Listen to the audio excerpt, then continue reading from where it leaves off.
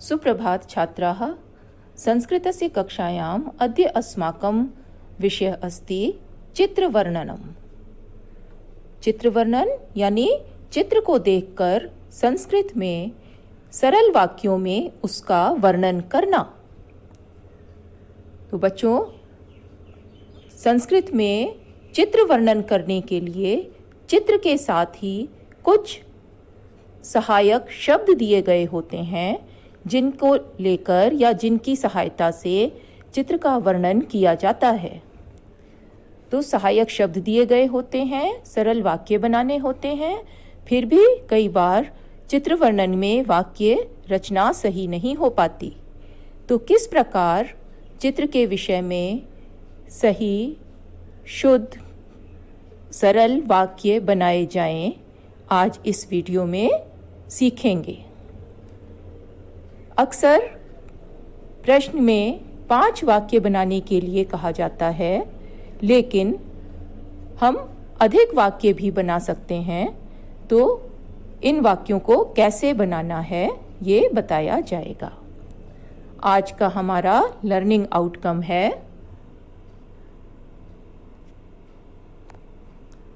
मंजूषायां प्रदत्तपदानां सहायतया छात्राः सरल संस्कृत वाक्येषु चित्रवर्णनम करिष्यन्ति। यानी मंजूषा में दिए गए शब्दों की सहायता से आप सरल संस्कृत वाक्यों में चित्र का वर्णन कर सकेंगे। वाक्य सरल होने चाहिए और व्याकरण की दृष्टि से शुद्ध होने चाहिए। तो यही दोनों बातों को ध्यान में रखते हुए हम चित्र वर्णन सीखेंगे। बच्चों, जैसे पत्र लिखते समय पत्र का एक प्रारूप आपको सिखाया जाता है, ऐसे ही चित्र वर्णन के लिए भी आओ हम एक प्रारूप निश्चित करें कि किस प्रकार, किस क्रम से चित्र वर्णन करना है या वे वाक्य लिखने हैं। चित्रवर्णने मुख्यतः त्रिविधानि वाक्यानि भवन्ति। एतत् कस्य चित्रम् अस्ति। सबसे पहला वाक्य होता है जिसमें बताया जाता है कि यह किसका चित्र है। फिर दूसरी प्रकार के वाक्य वे होते हैं जिनमें यह बताया जाता है कि चित्र में क्या क्या है। चित्रे किम किम अस्ति। तीसरे प्रकार के वाक्य में कह किम करोति, कौन क्या कर रहा है, ये बात बताई जाती है। जैसा कि आप जानते ही हैं कि चित्र में कई वस्तुएं हो सकती हैं, व्यक्ति हो सकते हैं, पक्षी। तो कौन कौन है और कौन क्या कर रहा है। तो इन तीनों प्रकार के ही वाक्यों से चित्र का वर्णन किया जाता है। तो आओ इनके बारे में कुछ विस्तार से देखें। सबसे पहले वाक्य, एतत् कस्य चित्रम अस्ति। सबसे पहले बताना है कि चित्र किसका है। तो इसका वाक्य इस प्रकार बनेगा, एतत्, फिर जिस भी जगह का, जिस चीज का, जिस वस्तु का, स्थान का चित्र है उसका नाम आएगा, और चित्रम अस्ति। जैसे यह विद्यालय का चित्र है, एतत् विद्यालयस्य चित्रम अस्ति। विद्यालय का, ये ध्यान रखना कि यहाँ जो भी शब्द आप लिखेंगे चित्र के बारे में, उसमें षष्ठी विभक्ति लगी होनी चाहिए। अधिकतर तो मंजूषा में जो शब्द चित्र के बारे में दिया गया होता है उसमें पहले से ही षष्ठी विभक्ति लगाई गई होती है। जैसे विद्यालयस्य, उद्यानस्य, कोई इस प्रकार का शब्द वहाँ हो सकता है। और अगर नहीं दिया हो तो आपको अपनी तरफ से षष्ठी विभक्ति लगानी होगी। अगर सिर्फ सिंपल शब्द, प्रथमा का शब्द दिया है, विद्यालयः दिया है, गृहम दिया है, तो आप षष्ठी लगाकर इस वाक्य को बनाएंगे। तो वाक्य क्या होगा कि एतत् विद्यालयस्य चित्रम अस्ति, या अगर स्त्रीलिंग शब्द है तो एतत् कक्षायाः चित्रम अस्ति या वाटिकायाः चित्रम अस्ति। तो देखो, षष्ठी लगाने का बड़ा सरल तरीका है कि पुल्लिंग या नपुंसक लिंग के शब्द में स्य लगाया जाता है, और स्त्रीलिंग शब्दों में या लगाया जाता है। लता की विभक्ति के अनुसार, जैसे कक्षायाः कक्षा का, वाटिकायाः वाटिका का। तो इस प्रकार आप पहला वाक्य बनाएंगे कि एतत् विद्यालयस्य चित्रम् अस्ति अथवा एतत् कक्षायाः चित्रम् अस्ति या वाटिकायाः चित्रम् अस्ति। इस प्रकार का वाक्य एक बनेगा। अब इसके बाद दूसरे प्रकार के वाक्य में क्या कहना है। चित्रे किम किम अस्ति, चित्र में क्या क्या है। तो चित्र में एक से ज़्यादा 3, 4, 5 कई वस्तुएं हो सकती हैं। हम उन सभी के बारे में वाक्य बना सकते हैं।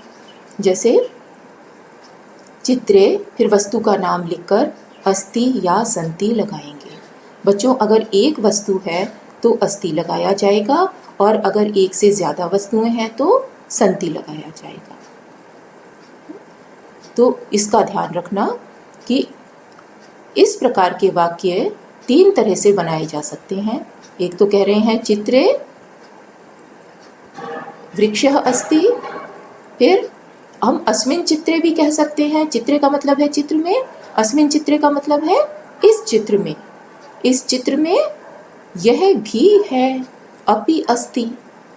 फिर अत्र, फिर अस्ति स्तः सन्ति कुछ लगाकर। ये 3 प्रकार के वाक्य क्यों बना रहे हैं। हम सारे वाक्य चित्रे लगाकर क्यों नहीं बना सकते। बिल्कुल बना सकते हैं, और हो सकता है वो शुद्ध भी हो जाएंगे, अंक भी मिल जाएंगे।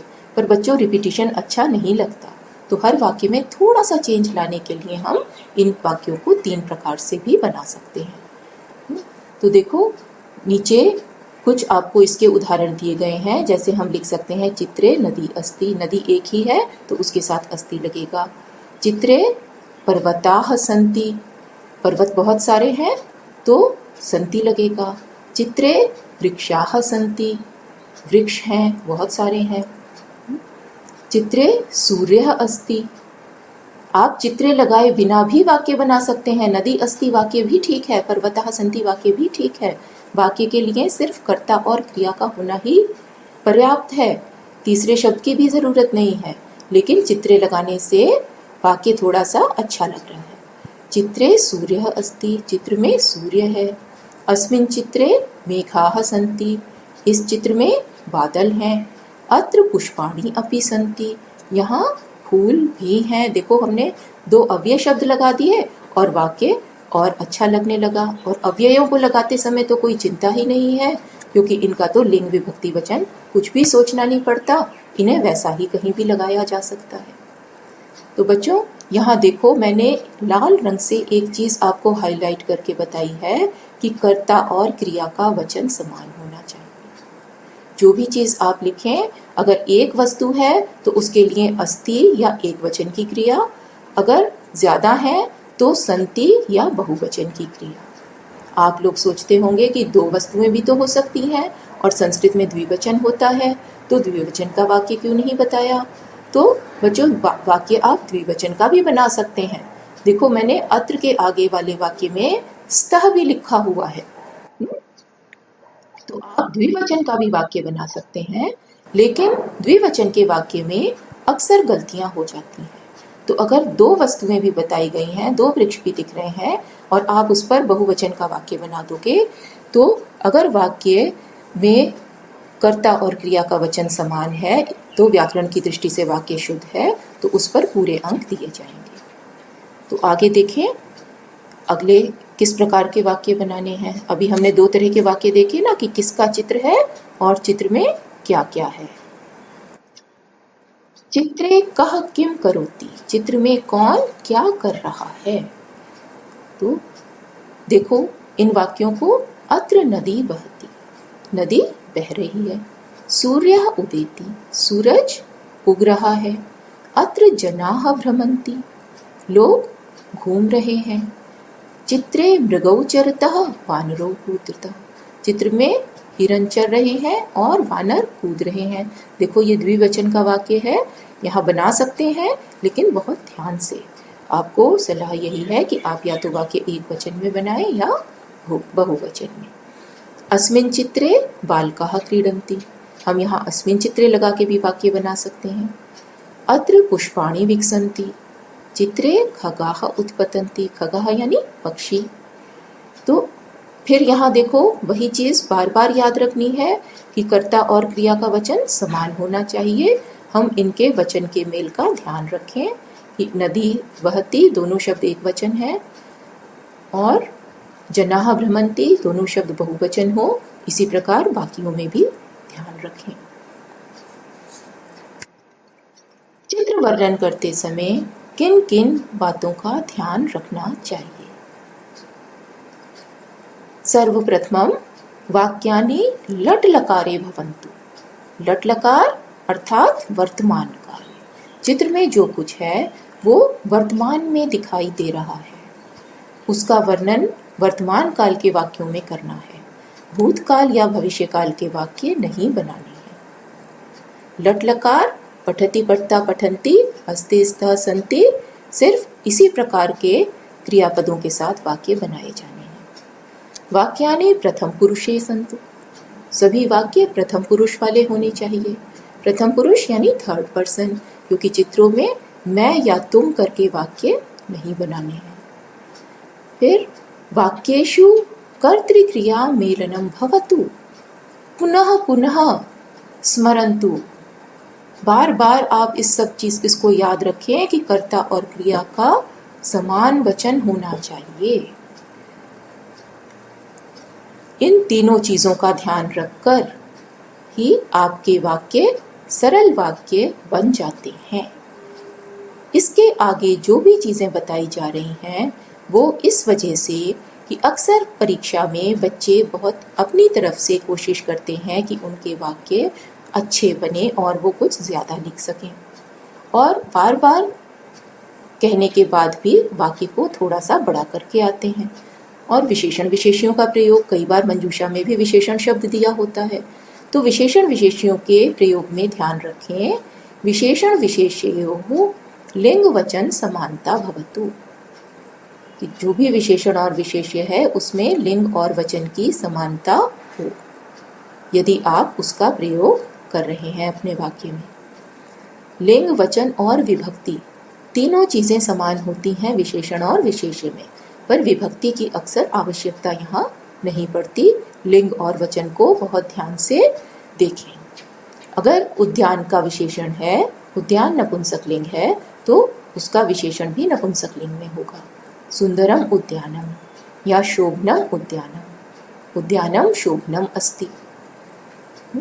फिर वृक्ष पुल्लिंग शब्द है संस्कृत में, इसको बहुत ध्यान से याद रखो, क्योंकि वृक्ष को कई बार आप नपुंसकलिंग समझ सकते हैं।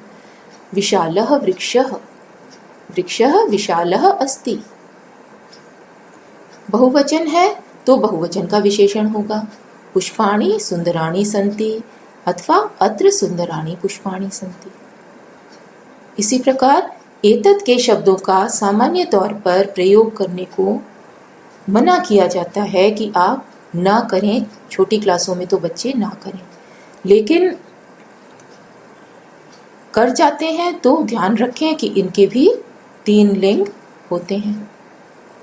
जैसे पुल्लिंग, स्त्रीलिंग और नपुंसकलिंग शब्दों के साथ एतत् के अलग अलग लिंगों के शब्दों का प्रयोग होता है। अगर इतनी सावधानी रखी नहीं जा सकती तो एतत् के शब्दों का प्रयोग ना करें। एतत् चित्रम, एषः विद्यालयः, एषा वाटिका। फिर 1 से लेकर 4 तक की संख्याएं तीनों लिंगों में अलग अलग तरह से होती, तो तभी एक सावधानी है कि जिन बच्चों को संख्याओं के लिंग पता नहीं है वो इनका प्रयोग ना करें, और जो करना भी चाहें तो वो बहुत ध्यान से इनके लिंग के अनुसार इनका प्रयोग करें। एकः नरः, नरः पुल्लिंग तो एकः भी पुल्लिंग। एकः वृक्षः, एका बालिका, एका नदी, एकम भवनम। इसी प्रकार अनेक शब्द का अक्सर प्रयोग किया जाता है, तो अनेक शब्द भी पुल्लिंग, स्त्रीलिंग और नपुंसकलिंग में अलग अलग होता है। अनेके वृक्षाः, अनेकाः महिलाः, अनेकानि पुष्पाणि। सरल वाक्यों में विशेषणों का प्रयोग आवश्यक नहीं है।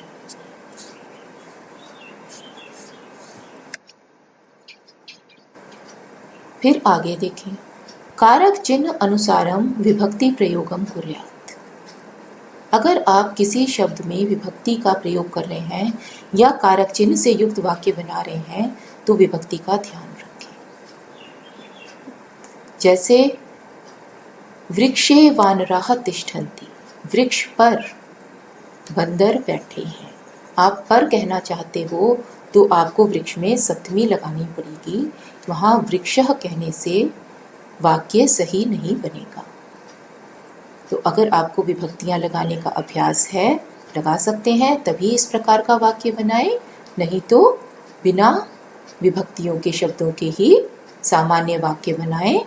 वानराः तिष्ठन्ति, इतना भी वाक्य काफी है। सरोवरे कमलानि विकसन्ति, सरोवर में कमल खिल रहे हैं, तो सरोवर में भी सप्तमी लगी। अगर सरोवर शब्द का प्रयोग ना करें, कमलानि विकसन्ति कहें, अथवा चित्रे कमलानि विकसन्ति, अत्र कमलानि विकसन्ति, तो इतना वाक्य भी ठीक है। फिर अव्ययों का प्रयोग, अत्र, अपि, सर्वत्र, इन अव्ययों का बड़े आसानी से प्रयोग किया जा सकता है, क्योंकि इनके लिंग विभक्ति वचनों में कोई परिवर्तन नहीं होता। लेकिन अन्य कई अव्ययों का सभी का प्रयोग नहीं किया जा सकता। जैसे तत्र का प्रयोग करना चित्र वर्णन में अच्छा नहीं लगता। तत्र दूर की वस्तु के लिए, वहाँ के लिए कहा जाता है। चित्र जो है सामने है, इसमें या यहाँ। तो इस प्रकार के वाक्य बनाने चाहिए, तत्र का प्रयोग ना करें। वाक्यानि अति दीर्घाणि न स्युः, वाक्य बहुत लंबे ना हो, बहुत बड़े ना हो। वाक्य जितने बड़े होंगे, गलतियां होने की संभावना उतनी अधिक होगी। आप ये जानें कि आपने कितनी संस्कृत सीखी है, जितने शब्द आपने सीखे हैं, जितनी भाषा का आप प्रयोग कर सकते हैं, उसके अनुसार ही वाक्य बनाएं। हिंदी में आप बहुत बड़े वाक्य भी बना सकते हैं, क्योंकि हिंदी भाषा आपको संस्कृत से अधिक अच्छी तरह आती है। तो संस्कृत के वाक्य जहाँ तक हो सकता है छोटे और सरल बनाएं, जिससे गलतियां ना हो। मंजूषायाम प्रदत्त पदानाम प्रयोगम न आवश्यकम। एक बहुत और महत्वपूर्ण बात कि मंजूषा में जो शब्द दिए गए होते हैं वे आपकी सहायता के लिए होते हैं, क्योंकि वे चित्र के बारे में ही दिए गए होते हैं। इसलिए उन शब्दों को लेकर हम चित्र वर्णन आसानी से कर लेते हैं, तो उनका प्रयोग कर लेते हैं और करना भी चाहिए। लेकिन ध्यान दें कि उन सभी शब्दों का प्रयोग करना आवश्यक नहीं है। अपरिचित पदस्य प्रयोगम न कुर्यात्। यदि किसी शब्द का अर्थ आपको नहीं पता तो उस शब्द का प्रयोग तो बिल्कुल भी न करें। और आवश्यकता अनुसार शब्दों के विभक्ति वचन भी बदल सकते हैं। यदि कोई शब्द वहाँ एक वचन में दिया है और आप उसको बहुवचन में प्रयोग करना चाहते हैं तो आप ऐसा भी कर सकते हैं। इसी प्रकार अगर विद्यालय शब्द प्रथमा में दिया गया है, आप कहना चाहते हैं कि यह विद्यालय का चित्र है, तो आप विद्यालय से षष्ठी बना सकते हैं। एतत् विद्यालयस्य चित्रम अस्ति। फिर विद्यालय में बहुत सारे छात्र पढ़ते हैं, विद्यालये अनेके छात्राः पठन्ति। अब यहाँ विद्यालय की सप्तमी बना ली। तो शब्दों के विभक्ति वचन बदले जा सकते हैं, तो ये भी ध्यान रखें। सदैव द्वे वाक्ये अधिकम रचयेत्।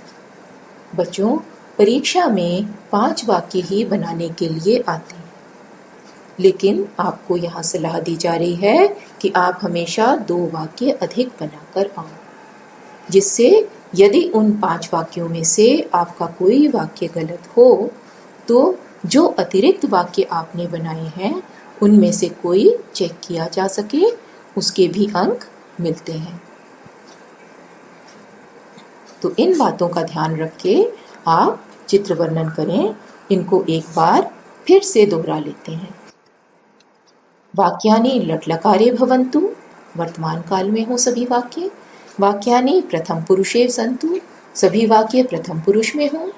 वाक्येषु कर्तृक्रिया मेलनम भवतु, कर्ता और क्रिया में समान वचन हो, विशेषण विशेष्यो लिंग वचन समानता भवतु, विशेषण और विशेष्य में लिंग और वचन की समानता हो, कारक चिन्ह अनुसारम विभक्ति प्रयोग, कारक चिन्ह के अनुसार विभक्ति का प्रयोग किया जाए, अव्यय पदानाम प्रयोग, अव्ययों का प्रयोग हो सकता है, वाक्यानि अति दीर्घाणि न स्युः, वाक्य बहुत लंबे न हों, मंजूषायाम प्रदत्त सर्व पदानाम प्रयोगम न आवश्यक, सभी शब्दों का प्रयोग आवश्यक नहीं है, सदैव द्वे वाक्ये अधिकम रचेत, हमेशा दो वाक्य अधिक बनाकर आए।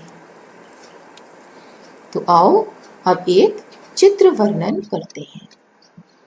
एतत् चित्रं पश्यन्तु, अस्मिन् चित्रे किं किम् अस्ति, एतत् कस्य चित्रम् अस्ति, अस्मिन् चित्रे किं किम् अस्ति, चित्रे कः किं करोति, किसका चित्र है? तो आप देख सकते हैं कि ये वन का चित्र है, वन प्रदेश का या वृक्ष का। चित्र में क्या क्या है?